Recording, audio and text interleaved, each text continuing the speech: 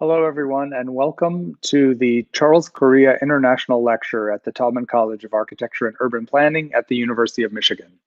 I'm Jonathan Massey. I'm Dean and Professor here, and it's my pleasure to welcome you this evening, this morning, this afternoon, from whatever time zone and locale you are joining us. I'm going to say a little bit to start off about the Charles Correa Lecture, and then I will give you a few pointers about the format of our event today, and then I'll introduce our speaker, Xu Tiantian. The Charles Correa International Lecture is supported by a fund that was established in 2016 in honor and in memory of renowned Indian architect and activist Charles Correa, who completed his Bachelor of Architecture degree at University of Michigan in 1953. The fund endows an annual lecture by an emerging architect who's engaged with global architecture and activism and is promoting cultural understanding through design. We are very grateful to Charles's family, who established this fund in his memory, in particular his spouse, Monica Correa, his daughter, Nandita Correa Merotra, who completed her studies here, a Bachelor of Science in 1984, and was a faculty member for a time here at the college, and son Nakul Correa. So to the Correa family members watching us, thank you and welcome. So many of you know already the legacy of Charles Correa. He was born in India and educated here at Michigan, and folded his international perspective and experience into work that synthesizes multiple architectural traditions, which globalized modernism and also showed some of the ways that it could acquire regional specificity. His work moved from the scale of chairs and other furniture pieces through many, many works of architecture at the building scale to large urban plans and designs, and represented design excellence across all of these different scales and in typologies, including museums and government buildings, universities, but also many apartment buildings and neighborhood developments for low-income families. And these gave Correa international acclaim and worldwide impact. Correa epitomizes something that is a proud part of the Taubman College tradition, which is that we have been a place that has welcomed students from around the world. And I'm especially appreciative of that tradition this year, when it has been more challenging than ever for us to sustain our connection to students and to colleagues in India, in China, and in other parts of the world. So it's especially nice this year to present this annual lecture that draws on Correa's legacy to inspire future generations of practitioners and citizens, and features leading voices from contemporary global architecture. So a word about our format. We're going to hear for about half an hour a lecture by Xu Tiantian to share some of her work on rural revitalization, architecture, and acupunctural urbanism. And then we'll have another half hour or a bit longer of Q&A, moderated by two Taubman College students. One of them is Master of Urban and Regional Planning student, Zichen Yin, and Architecture PhD student, Weizan Zuo. These two will start off with some of their own prepared questions, and I think we'll moderate Q&A from the audience. So, last part of my introduction, a little bit about Xu Tiantian. She is the founding principal of DNA Design and Architecture, Beijing-based firm with work all across China and a growing international reputation. Tiantian has received numerous awards, such as the WA China Architecture Award in 2006 and 2008, Design Vanguard Award in 2009 from the Architecture Record, and the Moira Gemmill Prize for Emerging Architect in 2019. She's built a number of projects, including the Songzhuang Art Center and the Ordos Art Museum. And in past years, she's engaged quite a bit in rural revitalization in Songyang County in China, something that we'll hear about in particular this evening. And particularly notable has been DNA's holistic approach to social and economic revitalization, achieving social, economic, and urban goals through works of architecture that are often quite elegant, use an economy of means, and use formal sophistication to elevate aesthetically and experientially many of the activities of daily life. And this rural revitalization work has been selected by UN Habitat as a case study of inspiring practice on urban-rural linkages. Xu Tiantian received her baccalaureate in architecture from Tsinghua University in Beijing, and her master's degrees in architecture and urban design from Harvard's Graduate School of Design. Xu, welcome to Taubman College and the University of Michigan. Hello. Thank you, Dean Macy. Thank you for the introduction. And thanks to Charles Correa lecturer for this opportunity to introduce our Songyang story. I'm Xu Tiantian. I'm an architect from Beijing. So good evening, everyone. Should I start to share my screen?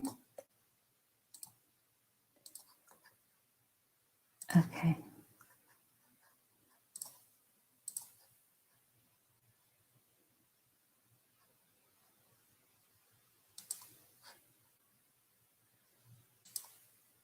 Okay, there we go. Songyang is a county in Zhejiang province in southwest of Zhejiang province, which is about 3 hours driving from Hangzhou city and 5 hours driving from Shanghai city. And it's a mountain. It's a place with a beautiful mountain and agricultural landscape, and also ancient villages scattering around in the mountain. And it maintains most of the area maintains the traditional agricultural lifestyle, but also the area is facing critical issues as young people moving to cities, and the villages are losing the young laborers, and also the hope for the future. And so there was an urgent need to engage with these rural region or villages, and to find a new hope or new confidence for these ancient villages. So since 2014, we have been collaborating with the local communities and also the county government by adapting architectural acupuncture as the strategy to look into these issues in the village, in the rural region. And first of all, it's to serve the village and the community.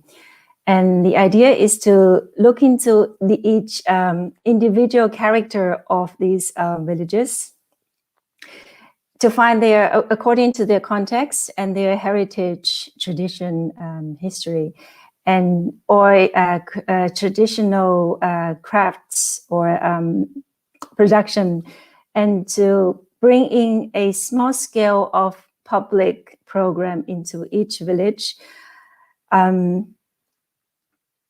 These are the projects we have been working in the region in past 7 years. So you can see that all of these are small scale projects scattering around, mostly in the mountain villages.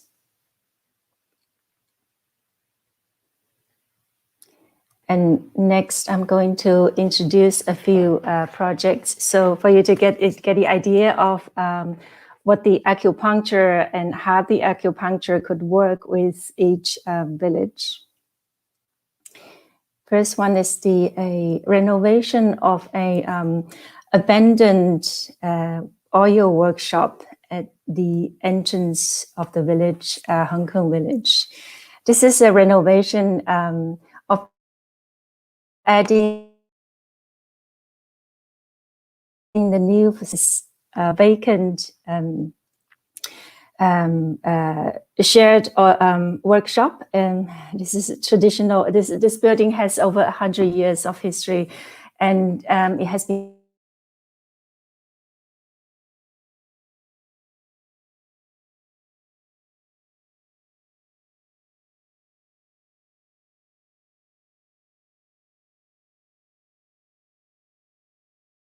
abandoned building facility, and by to renovate this project by adding in a new public space and also leisure program as not only a common shared space by the villagers, but also to attract the tourists and visitors.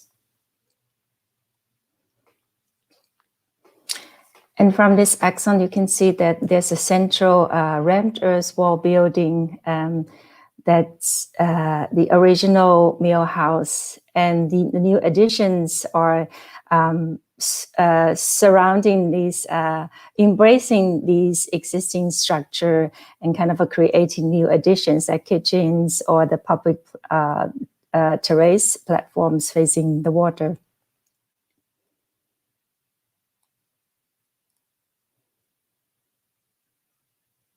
From these pictures, you can see the new and old.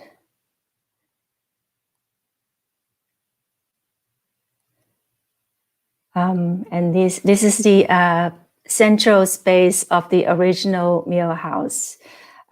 We only made very simple renovations and also adding the skylights on the roof, which is made by the local glass tiles. That is, you can see it in many traditional houses, but here we made it into kind of a fabric of the lights could coming into the space. And it's how villagers use their the mill facilities these are also the facilities that have been here for many decades. So in a way, it's also bringing the original kind of a lifestyle back into the village. So for the villagers, but also to revitalize part of the tradition of their village life. So the new additions of kitchens. Next project is the ancestor Wang Jin's Memorial Hall in another village. One of the most glorious village in this region. It has a history of over 400 years. But since the 90s, this village has, the whole area has been included into the industrial zoning. And so you could tell from the picture that the village is surrounded by the modern factories.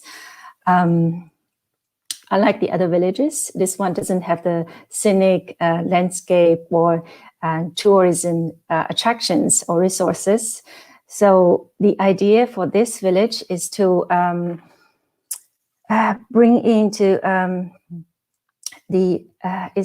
rebuild a ancestors hall or memorial hall dedicated to the Wang Jin, who is the one of the most important historical figures in the region, and he was the imperial scholar from Ming Dynasty. So this new building is occupying the center, the heart of the village, facing the Wang's member families ancestors hall.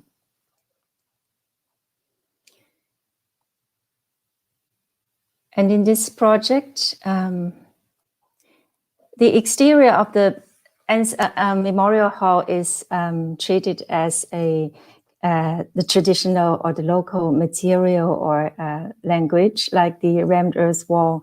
But also the interior is articulated into a cluster of memorial corners, which were also the structural corners and dedicated to the lifetime, the different moments of Wang Jin's life.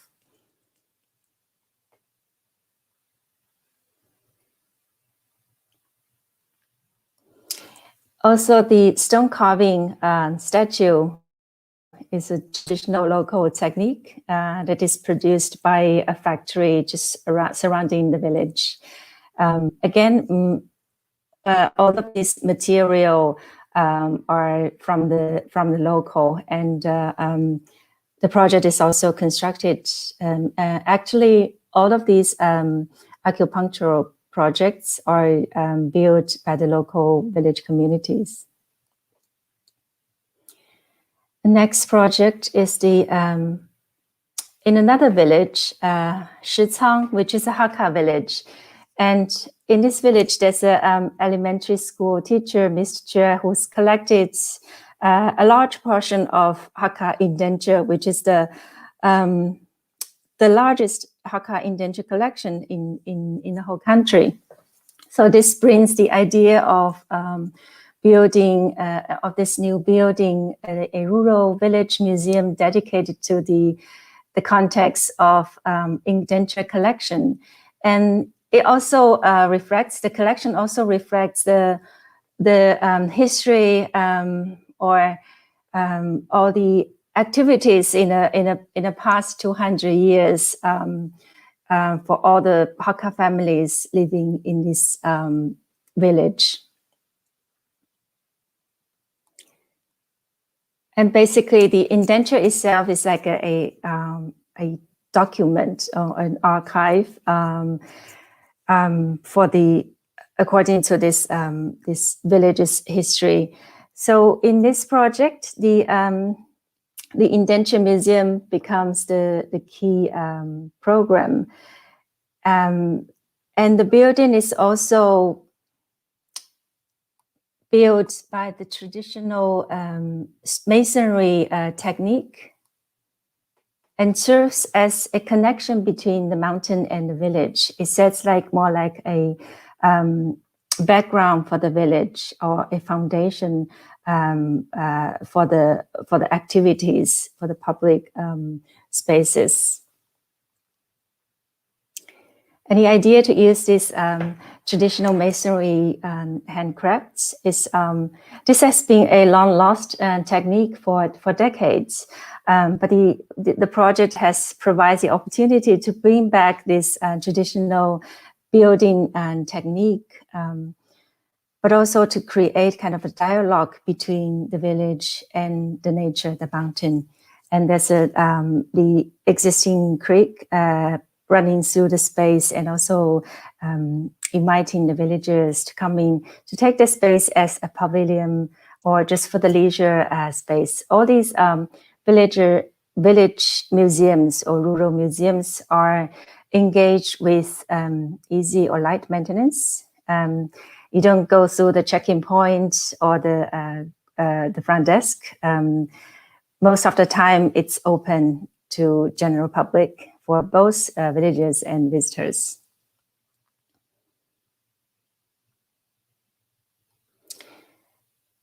So the Hakka Museum provides kind of not only the interior space to the Hakka indenture, but also exterior platforms for different activities and traditional performance. And this project also inspired investors to renovate adjacent cluster of buildings, houses, abandoned houses, and turn it into a rural homestay business, which employs the local villagers as their staff and operation for the operation. Next is the Huangyu village, a pine pavilion in front of the Huangyu village, facing a pond and also the Songyang River. This village has a tradition of making pine resin in its history. So in front of the village, there's this cluster of pine trees, a small kind of a linear forest along the water. You can tell from this image, the drawing, that there's a kind of a very long linear bank on this, and with a small pine forest. So this the project for this pine pavilion is to provide a kind of a meeting point for the villagers from Huangyu, and also for sightseeing visitors coming into Songyang County and going through the Songyi River. Again, this is a kind of a linear pedestrian and also walkways, and also the topography.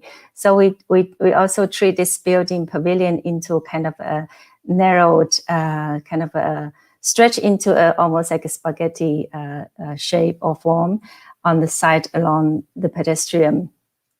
So this kind of linear shape can engage with the pine trees on the side,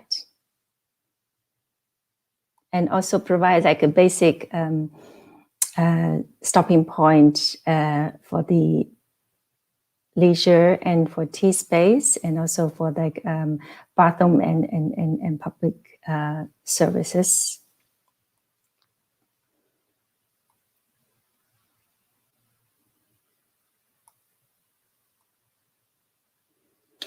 Another project in Hong Kong, in a different village, is only produced by this live bamboo on its mountain next to the village. In a way, this is a very simple structure. By weaving all these live bamboo into a dome shape, and the construction was done in 7 days, in a week. Also, it would be easy for the villagers to maintain the space. Every 1 or 2 years, you can remove the dead bamboos and add in the new ones. So this creates like an open space, leisure space in a.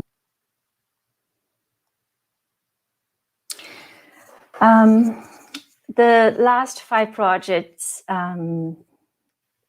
was telling about these different aspects of acupuncture, that you really look into the different historical context, and also the size, the topography, or the nature, the surrounding of each village, and with a different kind of a public program into introducing the culture or a historical ancestor, historical figure, or the kind of a landscape of this region.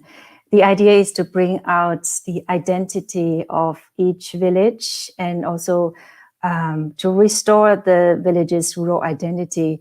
On the other hand, to attract the tourism, to invite visitors and kind of visiting these facilities, which becomes almost like a live museum, or each one is, we will call it a kind of alternative rural museum for the region. And next chapter, I would like to is that on top of this acupunctural strategy, we also worked with a cluster of village factories or village workshops. So each one is related with its the kind of unique traditional production in each village. And in a way, all these factories or these village production spaces can make kind of a mapping system on this in the whole county as well, and to supply the needs in this region. So Xin Village was famous for its brown sugar production, and in the old time, when during the winter season, all these villages around the county region will bring in their sugar cans into this area for the brown sugar production, which was conducted in the villagers' family workshops as the traditional way of production and also celebration before the Chinese New Year in the winter season. So the production itself is a striking performance, but it also creates a lot of issues in the village. So in this village, the idea, the acupuncture program is to bring in this brown sugar production into a modern factory run by the family workshops, and also away from the village to for the fire issues. So the whole project is taking the production space as a central stage. These are the local villagers. We call them the cooking masters, and from different family workshops.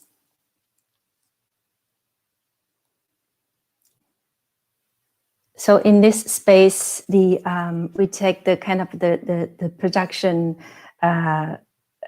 seeing the steam, the heat, and also the motions of all these cooking masters into the core of the space, where you have the cooking is performed actually 24 hours and a day, 3 shifts in the winter season. So the whole space become a real stage, and it's also surrounded. We have the roof lift up, so you can actually see that the space is elevated. The roof is elevated from the ground level to open up the views for the workers to look out to the village and to the farmland beyond, but also for the visitors to observe the making process.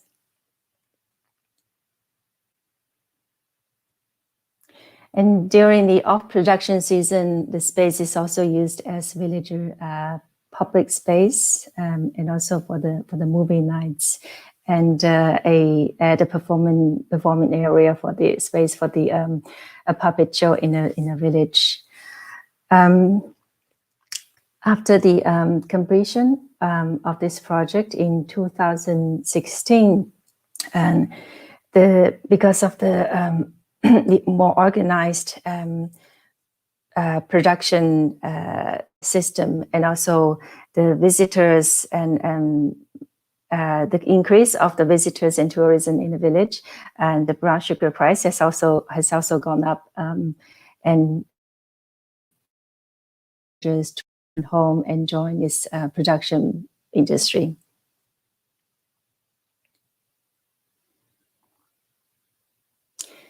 And next project is another tofu factory in Caizhai village, again in the mountain area, and it has the best tofu in the whole region.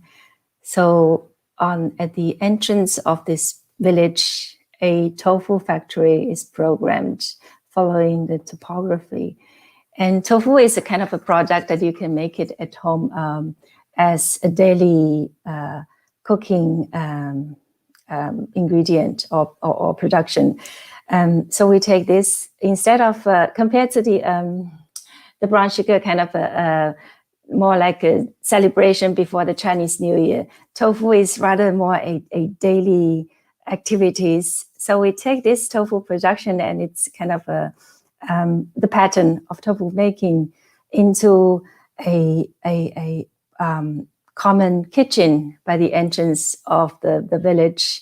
And also following the topography, it's divided into different chapters based on the cooking process and the making sequence. And the whole space is divided into 6 compartments, from storage and grinding, and also the boiling, deep drying, and cooling compartment, and at the end will be the tasting hall. So each chapter gives a different content process of tofu making based on the procedure, and also it gives a different sense of temperature as well. And the whole project built by the prefabricated assembly wooden structure is to create kind of a production space, but also to use this timber structure as a sustainable intervention with the site, with the village, as well as to create kind of a warm home kitchen feeling, or homey feeling. And this is the production space, and that's deep frying. You can see the steam and also the heat. All these compartments are isolated spaces. Again, it's also enclosed by the glass walls, and the visitors can take a parallel path going up to the slope and kind of observing the different sequence or chapter of this tofu making.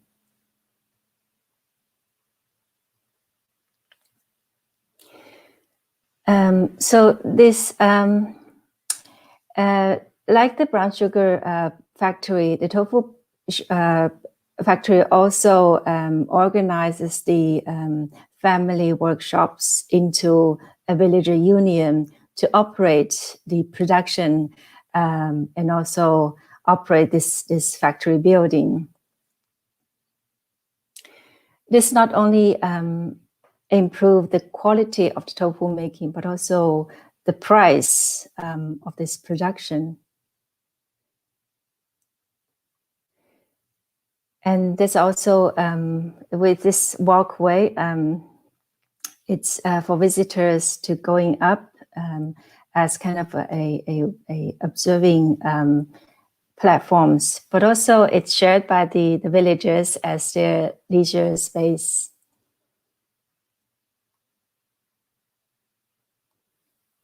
Besides the village union for this to operate this tofu making and a factory, there's also another village union established in this village in charge of the soybean supplies and also to make sure that they grow the organic soybeans to ensure the quality of the tofu making. In other words, the plantation of this organic soybean after the completion of the tofu factory also bringing sustainable or ecological agriculture in the region. And I think this is the last chapter of we are not only looking into the rural villages, but also considering the the linkage of rural and urban, and the interconnection between the rural and urban.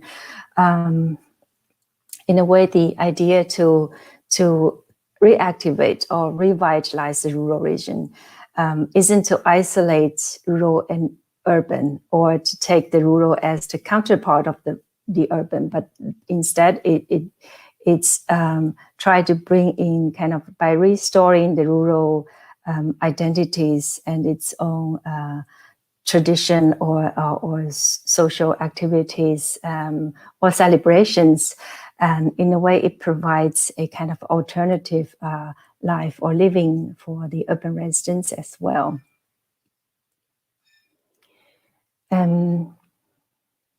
So in the whole county, or actually in general, when we talk about rural, it's not only including the villages, but also the vast land of this rural area, and villages are only taking a small portion in this area in the rural region. So you can read from this map that the central county is the urban center of the whole county, and then we are also taking the projects maybe are not located in the villages, but for example, like the water conservancy facility, there are hundreds of water conservancy facilities in this region scattering around in the mountain, and this becomes the opportunity of to work these infrastructure facilities into the meeting point of urban and rural to connect, and also to provide like public or educational or leisure program for both urban or rural residents.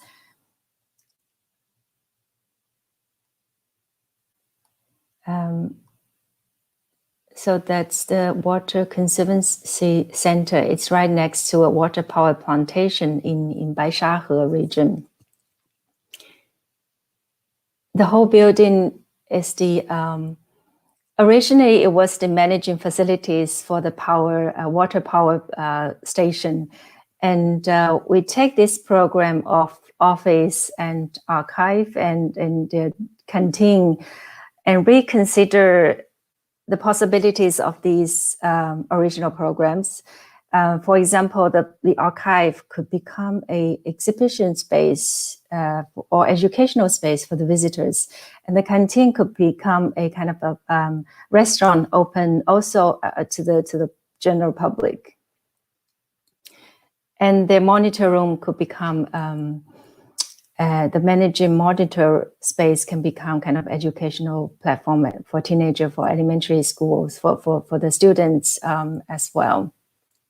But the overall idea is that this kind of a scale of projects, just right out of the county urban center next to a water power station, could become the opportunity to enlarge the public program or the public platform, and to invite, to provide a kind of an additional leisure public space for the urban visitors, and also from this point can also bring the visitors into the villages around it.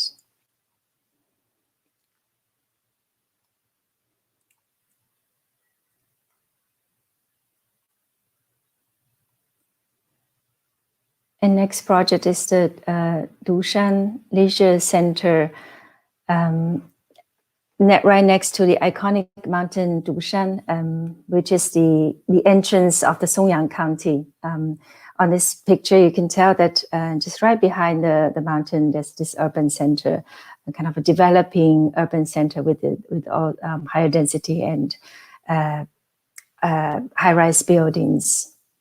And the Songyang River is the mother river running through the whole county. So this leisure center, Dushan Leisure Center, is the first project or the first stopping point for the arrival to Songyang County at the foot of this mountain.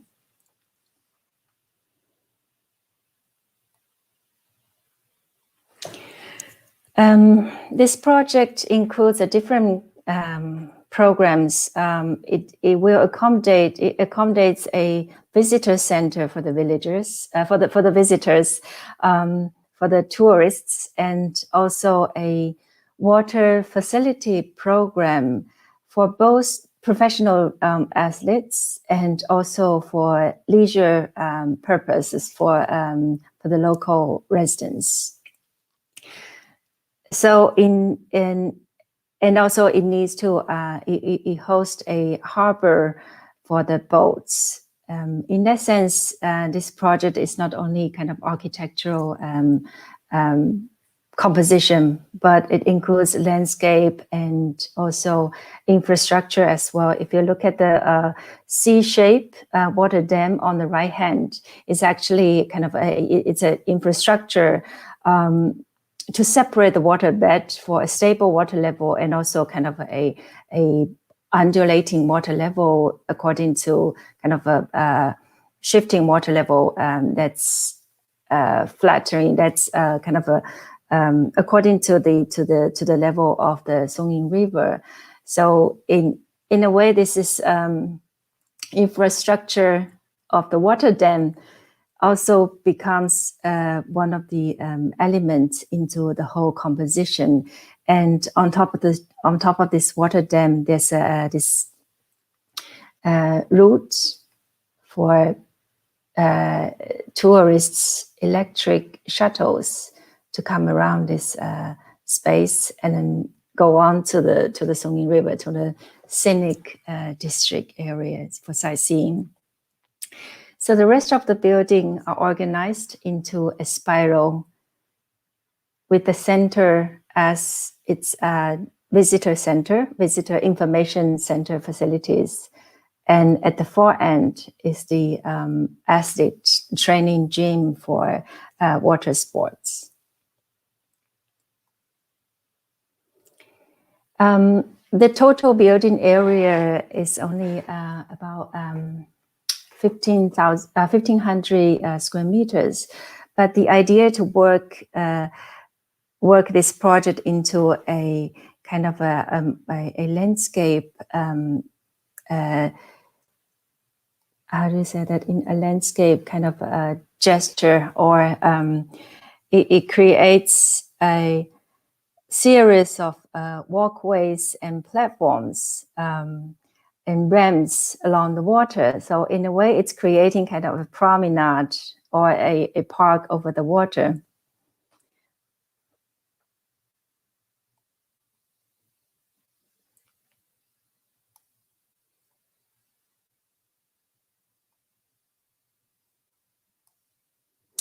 Again, on this project, the purpose or the goal is to turn this kind of a required architectural program into a kind of a to provide more possibilities for the public. And so it's architectural functions, but it's also a public ramp or even a park for the visitors and for children's for the local residents. These are the different ramp or walkways, and also in this project, besides the spiral. It creates kind of layers and layers of spaces. We also introduce this shortcut that's connecting all these different programs. That's the shortcut bridge and facing toward the mountain.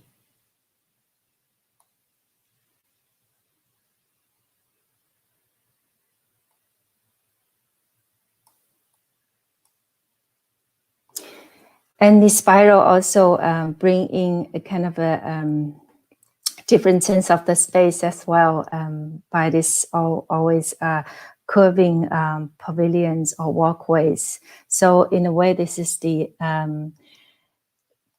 to create a set of space that's always kind of you are on your way to explore further on this journey. But also it's a platform for public leisure activities and for education, and also for the professional training as well.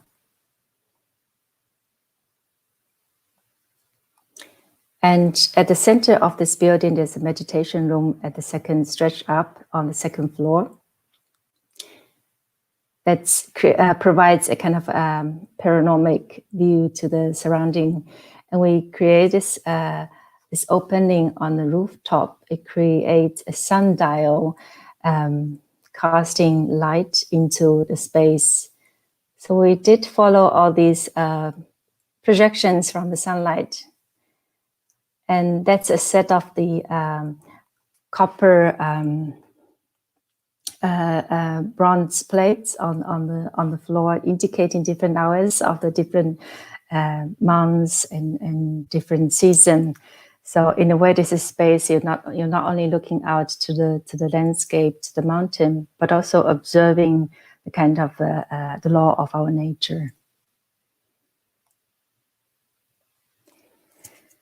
So this is the pretty much the three chapters of Songyang's story, and we also working with the different kind of a housing, and we hope that the whole Songyang story will bring in more new chapters in the future.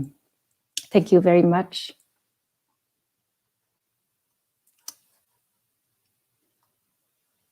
Tiantian, for the wonderful presentation. It is great to know the thought behind your design, and also thanks for letting us have a conversation with you. So my name is Tiantian. I'm a second-year urban and regional planning student. My first question is that it's about China's urbanization. As we know, many architecture projects in rural China are concentrated in the southeast China, where it has a relatively strong economy and thriving tourism industry. So how about other parts of China? For example, the struggling rural areas in the northeast China, and what are the architects and planners' roles in the development of those areas? I think in general, we have been, the whole Songyang story is based on two facts.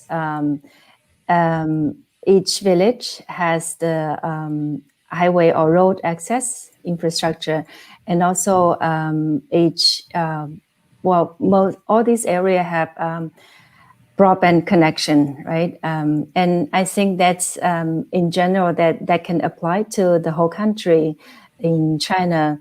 So on as far as the rural villages, the rural region have these infrastructure facilities or accessibilities, the architecture, acupuncture could work, and all these regions in China, and even when in different provinces, all these villages have. Every village has its own tradition and long history. So if we work together with its history and tradition, I think this acupuncture as a kind of minor, as a, how do you say, we call it minimal intervention, right? And this could work. It doesn't need a massive investment, like some of the villages may input a massive investment into its kind of a makeover or rural tourism. The acupuncture is more to activate or to engage the local communities by restoring their own identity and pride, and to motivate and initiate further development. So I don't think this is a very kind of extensive laboring or investment into the region. And so far we're also working in the projects in different areas, like you said, in Shanxi, right, which is the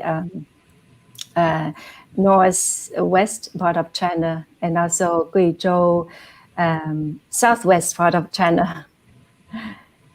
So I want to add something. The acupuncture strategy is not only to take the architecture as the final goals, right? And also not to work with the kind of a massive development or investments, but rather to make this kind of a minimal intervention, and also more with its relatively low budget to create actually a sustainable strategy that can apply to different areas, to other regions, like what you just mentioned. Thank you so much. I agree. I think the key is to find the local culture and engage with the local communities, and build a sustainable strategy. And I will pass it down to Wei Can for some other questions. Thank you, Ziqian, and thank you, Ms. Xu, for your great presentation. My name is Wei Can. I'm the third-year PhD student in architecture. I think you put it in a very elegant way about the roles that practitioners should play in the underdeveloped rural areas, as well as the strategies that may be adopted by those areas to achieve sustainable development. So next, we would want to have a conversation with you about the urban development in China.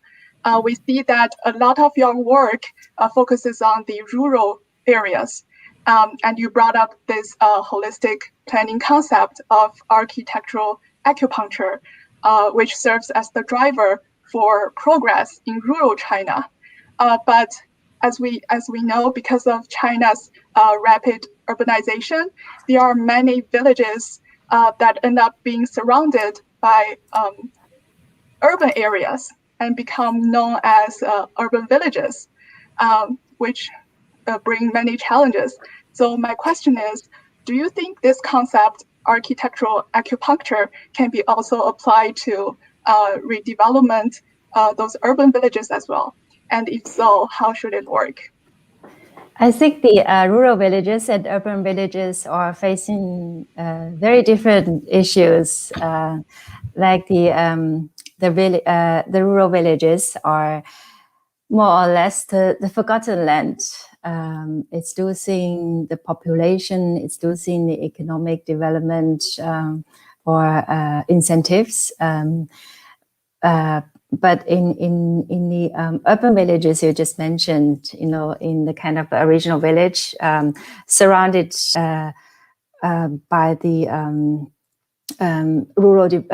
urban development, right? Urbanization, you know, the city expanding, eating up all these villages on its outskirts. And so eventually these villages will be replaced or demolished and also, you know, replaced with the high rises or high density developments. I think it has a different tension in these urban villages, and it's hard to make it into the similar one category. But I would say that even these villages, you know, embedded in the city, and with the high pressure of development, you know, everybody, all the developers are looking into this piece of land, piece of meat in the center of the city. I think it could also, the acupuncture could definitely work because of the village has its own history, you know, the traditional context, and all these can still be revived today as to restore its the village's own character, but also it could become the opportunity by restoring these urban villages' own tradition or heritage. It could become a kind of a very interesting structure or infrastructure in the whole city context, in the urban context, as the new kind of a cultural, historical platform, right, program. And or on the other hand, that you could also argue that the whole urban village could become a live museum for the city. So there are different ways of looking into these urban villages. Thank you for your great comment. I really appreciate that you are seeing urban villages not as a problem or a burden for the city, but as a great opportunity for the surrounding urban areas. So I think this attitude would make a huge difference. Thank you. Thank you. And we also want to discuss the architecture education. In your work, you addressed the importance of the context, and you said that architecture should be connected to the past and the future. So what do you think the architecture pedagogy can be improved to prepare young architects to be more sensitive to the context and to become the architectural acupuncture therapists? Thank you for bringing this up. I do think that in our education we need more we need to expand our understanding of architecture with many more issues, or for example, not only we definitely need to address to the social issues, right? Like global warming is one of them, and also the kind of an urban and rural. It's also a kind of very prominent issue in our contemporary society, because most of our developments or facilities are only in the urban regions. and we have half population living in rural in China, and also world around we still have half rural population in the whole world as well. So and I think this is all often forgotten in our architectural dialogue, right? And so I would say that architecture could work it could make kind of a effective impact addressing to these social issues.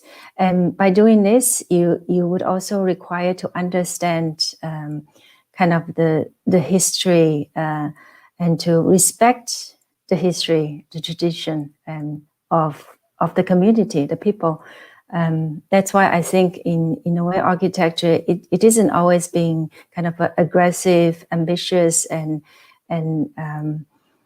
to to make a kind of a aggressive statement or architect's individual statement. It's rather to respect and to in a way to in some many cases it's more or less kind of a translation of the history and I think that so from the large to the small, I would say architecture and education needs to maybe to engage, to expand, and also to engage with more disciplinaries and also more